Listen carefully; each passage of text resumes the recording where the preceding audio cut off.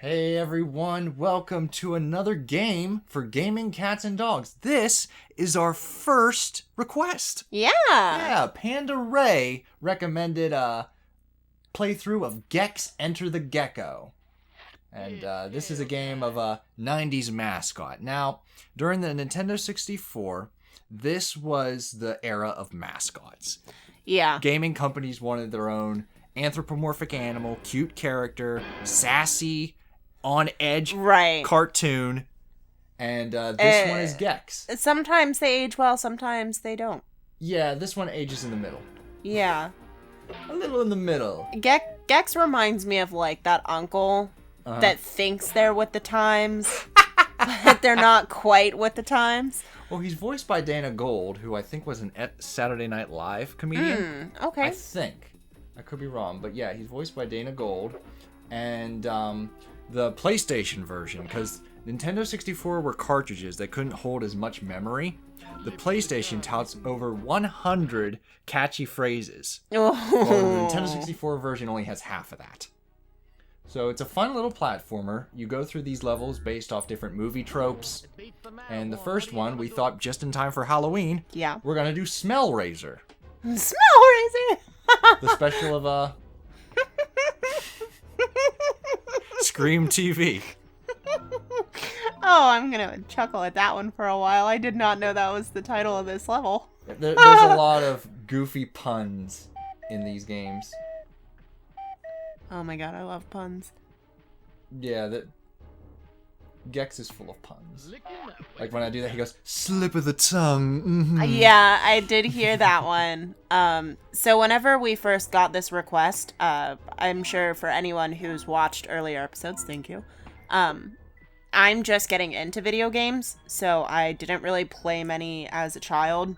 I think I grew up with like 3 video games on a Sega Genesis, and that was about it. Yeah. So I'm like kind of backtracking to a lot of these older games. And when we got this request for Gex, I actually did play through it a little bit. You played the first level just because you wanted to compare to Alice. Yeah. Which did not have a good first experience. No, and you guys will see that actually pretty soon here as well, my first experience. Because I feel as though I'm generally a pretty happy person. I was not playing Alice at all. Poor Ren probably thought he was gonna die. He almost died.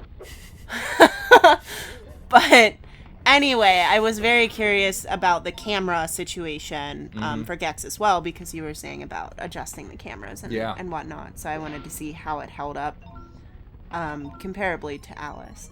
So it definitely wins more on the camera situation. It was fun. It was a fun game to play. Yeah. So the only problem I have with this camera is it likes to fight you. Like some games when you move the camera and like you can't move it anymore, you'll hear like a and it won't move anymore. Like it'll get stuck. So it's just like, okay, move the other way. This one fights you. You'll move it and it'll smack you back, and it's very disorienting. So I'll move the camera and see how it's kind of like Yeah.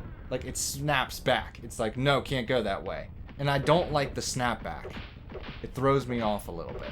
See, even still, part of me would rather have that snapback than the camera just to go all willy-nilly and then you all of a sudden can't see anything at all, and you're still being attacked by the bad guys. Yeah. And you're slowly drowning in a vat of toxic materials and you don't know what's going on. Not nearly as aggressive as the one that's in Alice. Yeah. Like, most of them are very, like, stationary. Right. I do appreciate the development from Alice to Gex with the camera, but I do think, didn't Alice came 2 years after. Yeah. This was 98, I believe. So different company though. So yeah. At that time, most companies didn't share their secrets. They were just kind of like, well, it works for us. This is how we do it. You missed it. Oh, I miss a lot of jumps in this game. I'm a really bad jumper, so I won't touch. Well, they're not super fatal. You just have to do it again. Yeah. Like, there's not that many bottomless pits, to my knowledge, in this game. I think there's, like, a handful of levels that have bottomless pits. None in this area. Oh, look at the pumpkin. I forgot about him. Yeah. So, yeah, if you collect, like, I think it's, like, 30 of the skulls, then 40 of the tombstones, then it's like 50 of the Jason mask, you get a full remote. And remotes is what you're collecting to access new levels. Okay. So the goal of the game, they're called collectathons. You collect these specific items by accomplishing certain tasks and objectives, and you get rewarded with, like, in this case, a remote. Okay. The more remotes you get, the more levels you unlock. Okay. But it offers a lot of replayability because you can skip some of it. It's just like, this level requires 12 remotes. This level requires 10. You could just go to the one that requires 10 and you'll be fine. Or if you overstock on remotes in the earlier levels, you can skip the one that needs 10 and go right to the one with 12. See, I didn't know how to kill that. I don't know if they're banshees or if they're ghosts. You just avoid them? Yeah, I avoid those guys. Because unless you have to kill them when they're green, it has something to do with colors. Ooh, purple flies are good. They give you extra lives. I'm pretty good at racking up lives in this game. Ooh. Oh, yeah, you can only get hit 4 times. You hoard lives like I hoard potions. Yeah. I try to, because in later levels, you lose so many lives. And nobody likes that. Yeah. Especially when you're playing Donkey Kong for the first time. Yeah. So, this is actually the second Gex game in the series. Oh. The first one was a 2D platformer for the Sega Saturn and PlayStation 1. Okay. The story, since, again, we started this game and jumped right into it, is Gex is a couch potato. And this tyrant, either cyborg or whatever, named Raz, or Rez, he's terrorizing the world of film, the TV world. Like, he uses TVs to take over the world. Okay. So, Gex uses some, magical remote or something to, go inside these movies, and he's trying to stop Rez. Oh, okay. And that's basically the main objective of, the story. Save the movies. Save the world by saving the movies. The toilets are pretty gross, but I think that they're kind of funny at the same time. Yeah. Because he's technically swimming in, sewage. Yeah. This is more or less the sewage of the castle. And he's just like, no problem, yo. Well, I'm trying to get extra, because he uses his tail as, a spring. Yeah. To get extra height. There we go, got a little bit of health there. But, he'll use his tail to get higher. And, that's his equivalent of a double jump. Okay. Double jumps are very popular and useful in 3D platformers. So you always want to have some of those and master them. Some double jumps are trickier because it's just okay, you can access more areas of the area, but it's harder to pull off. It's all about timing. You can't just press jump twice. Yeah. You have to, there's a rhythm to it. Again, with some, others you can just press jump twice. But yeah, there is a bunch of these in this era.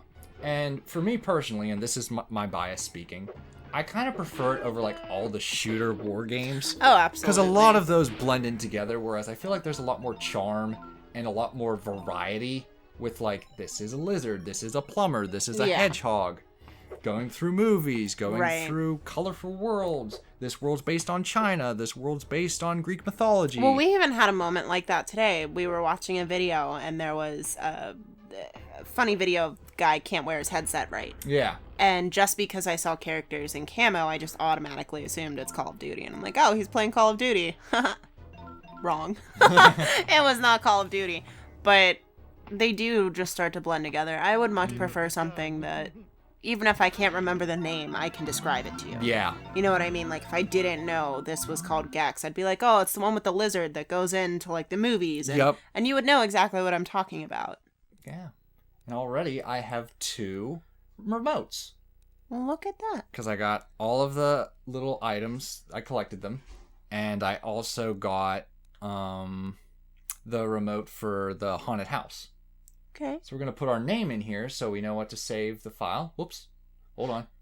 Not ready yet. This is file C. Go back. But now I'm going to put a little abbreviation for our channel.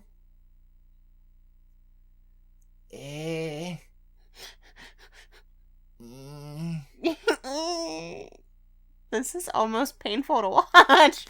Almost. There we go. Cats and dogs. Cats and dogs. Shake and bake. Shake and bake, baby. Shake and bake. Slip of the tongue. Alright, so now we're gonna try to get those other two. Smash 5 blood coolers. And see, like, as soon as you go into the world, the camera pans of what your objective is. Like, those are the blood coolers. Yeah. But it also gave you a select screen of which mission do you want to try. Okay. So it was like, venture to the end of the haunted house. Smash 5 blood coolers and, like, find the secret path or something like that. Yeah. And each world you go to, which are represented by the television screens, each world has different objectives that you have to go through. But they're the same worlds. Yeah, absolutely. See, I do just appreciate the requests, because sometimes, like, you have so many games and you're just like, well, what do you want to play now? I have no idea. Right. So, like, with a request like Gex, like, I'm so glad that somebody did recommend this and request to see it, you know, be played as I didn't as grow an up with episode. this game, actually. Because I feel like, how long would it be before I would have played this on my own? Or that I would have picked this one out of, you know, all of the games that you've shown me. So I'm glad that this one got picked, because it gives me hope for the camera. That, like, not all games that has camera control, you know, 3-dimensional, is going to be like Alice, where I want to rip my hair out, then murder the Is it next still like closest that, person. even though you've gotten a lot farther? No, I'm pretty sure I said that too when I was playing. It's like, once I got control of the camera a little bit better, I wouldn't be as angry. So it's like, I'm almost done with the game now. So, I've kind of learned to control the camera a little bit better. Okay. But it is still frustrating whenever I, like, lose control of the camera for a second and then all of a sudden I'm dead. Yeah. And then you're like, when was the last time you saved? And I was like, oh no, I haven't saved. Yeah. Yeah. Well, the downfall of this game is, like, there aren't as many save points. Like, that specific TV that flashed and said checkpoint. Yeah. That's the save point of the level. Yeah. But, like, it works because this level's, again, not nearly as aggressive as Alice. So you won't be dying as much. See, and that's... it's not as punishing. Yeah, I think that's completely fine. Is like, for a game like this where... Yeah, you go through I collected all those already and got the remote, so I don't have to collect them again. Yeah. When you go through something like this and it's like, it's a bit faster, then I don't feel as though you would really need to save all that often. But for Alice, like... I mean, the levels still aren't very long, but... For me, anyway, they were really challenging. So it's like every couple of seconds, I'm like, all right, save here so I don't have to do that shit again. It's a challenging game. Welcome to and you're still powering through, which I commend that, because some people, like, they just put the controller down and be like, fuck that game, I'm not playing it anymore. Oh, I almost... Something else. Okay, so I wasn't going to say anything, but I'm definitely going to say something now. All right. I almost rage quit at the water level. So anyone who's played American McGee's Alice, like, the level where you're underwater, but you have to stay close to, like, the turtle thing. A lot of games, the water level is the worst. Yeah, but it's like, if you drift too far away from his bubble trail, like, you drown. But he goes in the most absurd paths. So not only do you have to, like, not drown, but you have to stay close to the guy, but you can't go in front of the guy because you need his bubble trail, but they're still enemies, and he's going under, like, falling walls. Like, it was just extremely frustrating. I actually did not complete that level. Ren completed that level for me because I almost rage quit. Like, I did not want to keep playing. I was so frustrated with that level. This is coming from someone who abused herself until she defeated World of Illusion. Oh my god. With tears. Like, I cried. But with Alice, I just got so frustrated. Like, I couldn't even cry. I was just that mad. I was like, this is dumb. I'm dumb. I don't want to play anymore. No, you're not. And I think I just handed you the controller, and I was like, you just do it. Like, because I wanted to do it on my own, but... Right. And, you know, maybe one day I'll revisit and see if, you know, see how I've improved. But, like, I just did not want to play that level. I get you. Well, yeah. underwater levels, they're notorious for just being difficult. Like, they have the most difficult controls. They have the most asinine mechanics. Yeah, it was just like on top of all of the things that you already have to do with being underwater, like not drown. Huh. Blood cooler. I was like, I'm short one. But yeah, I mean, on top of all of that, trying to control the camera because the fish are still coming after you, like, it was just ridiculous. So, I was gonna keep that our little secret, but... It's okay. Sharing is caring. I don't necessarily feel shame in having to have help with that level, because to me, even as a beginner, it was hard, but I feel like that would be challenging even for, like, an experienced gamer. Yeah, it's a pretty tough level. I'm not gonna lie. So, like, if we ever do, like, a top 10 most frustrating levels, water levels would probably dominate the list. Yeah. From different games. They are ridiculous. Yeah.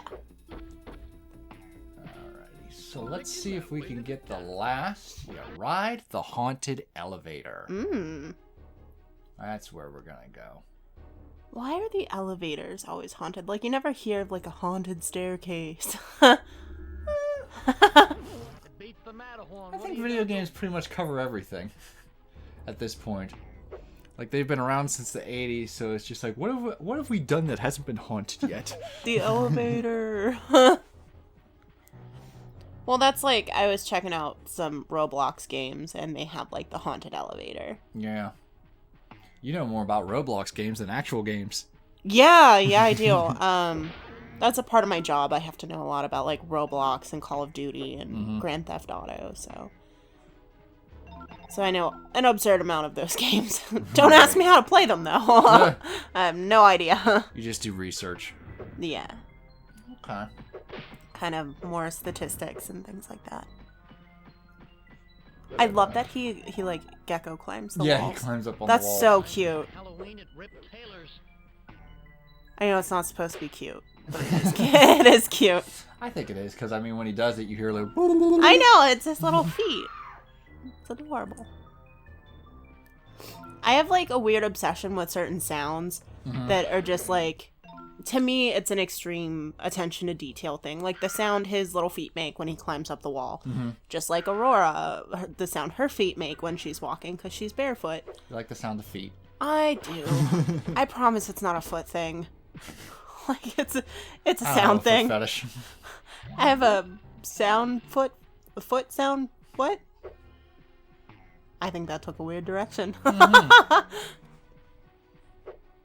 You like the sound of feet? I do, though. I like the sound of walking. Okay. Like, especially in the game. I just think it is such a... I like when it's in the water, so it's like splash, splash, splish, splash. Like, it is the attention to detail of those little things that I think kind of add... to the atmosphere. Yeah. Like... Get that TV, though. There we go. Got a bit more health this time. A little bit more Now, life. when he jumps forward with the tail tucked behind, that's called the dragon kick. Oh. And you can, if you come in contact with an enemy, you immediately kill it.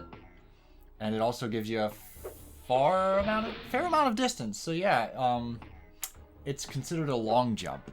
Okay. Like if there's like a huge gap, you can use the dragon kick to cross it. And that's going to be very essential in later levels. So here's the haunted elevator.